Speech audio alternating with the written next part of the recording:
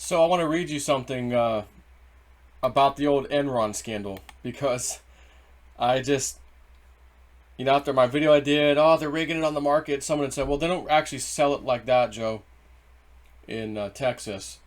They basically, these smaller companies are like middlemen that bid for the bigger guys to bring you electricity and whatever. Bottom line, it's a market.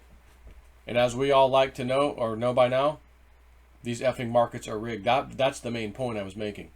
And it's going to cause an investigation. And of course, governor of Texas has now said we are opening investigation and we are going to ask the Texas Energy Reliability Council. We're going to have a little look-see at them.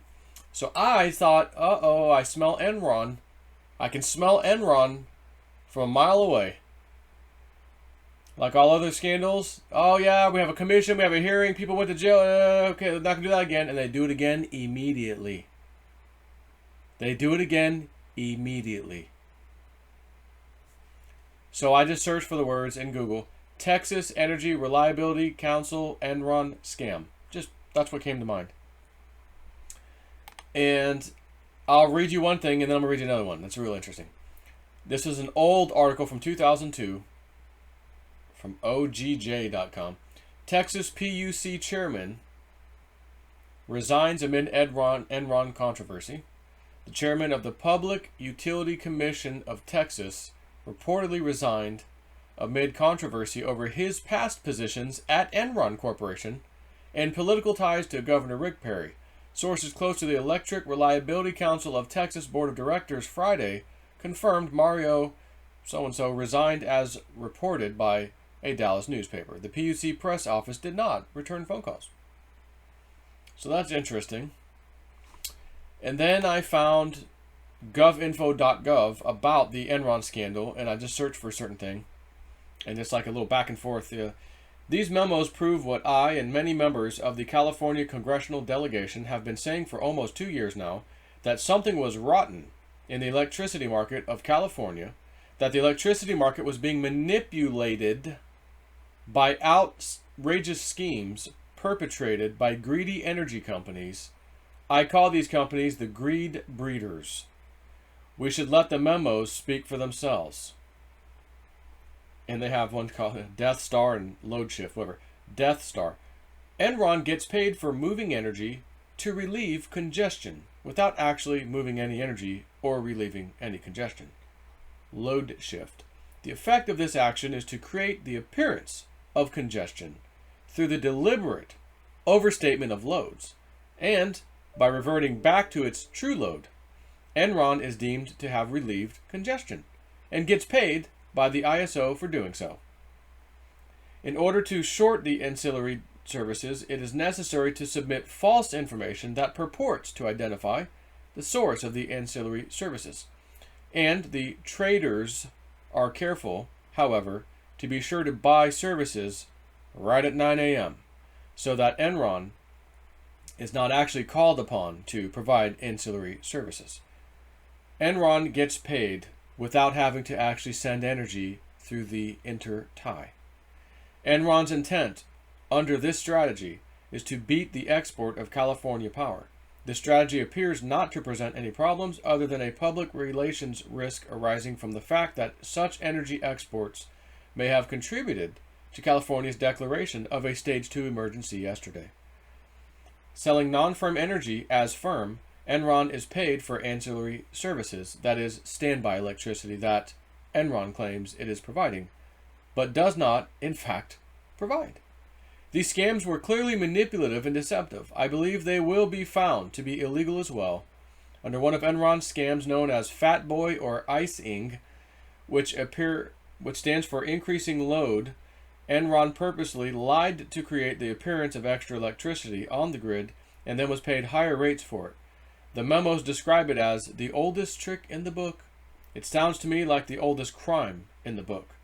The memos themselves acknowledge that, should it discover such activities, the California ISO could take numerous actions against Enron, including fines, suspensions, and referral to the regulatory and antitrust enforcement authorities. The memo is, however, silent on federal crimes and potential federal actions. Okay, so what I just read you was from actual, I guess, court documents of the Enron scandal. Or excuse me, Senate hearing. Senate hearing is what this was from. Way back when. Was their date? May 15th, 2002. And then there's another thing from the printing office, 2004, whatever the hell it is. So, let me ask you a question.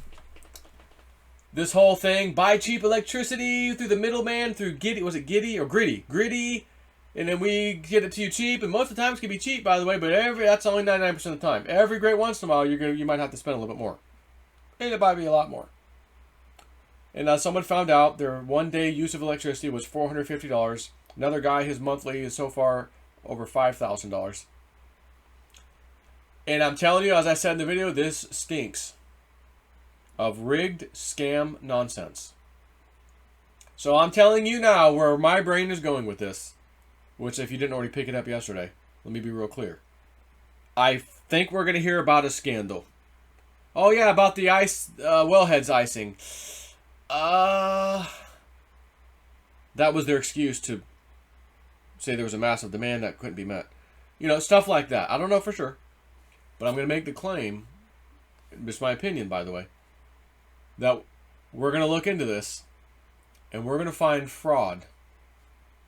We're going to find Enron 2.0 all over again. Why? For the same reasons I've already told you and I've always told you. Nothing has ever changed. Oh, the CIA was caught spying on the Senate today. Sorry, yeah, committee hearing. We won't do it again. We won't do it again. They kept doing it. Drug running, Iran-Contra scandal. We're not going to do it again. We did again. Savings and loan crisis, 1980s banks, too big to fail, bailed out. Won't do that again. We did it again in 2008. They never stop. A little fake hearing, a little fake commission. Here's what we found. Here's a commission report. We're going to make some rule changes. Nothing happens. And now a bunch of people died on this one. I don't know if people died over Enron. Were people like starting their cars in their garages because it was freezing and they couldn't get power and found out Enron scammed them and actually they could have had the power? No. I don't believe that's what happened then. But this time we've got a major snow problem.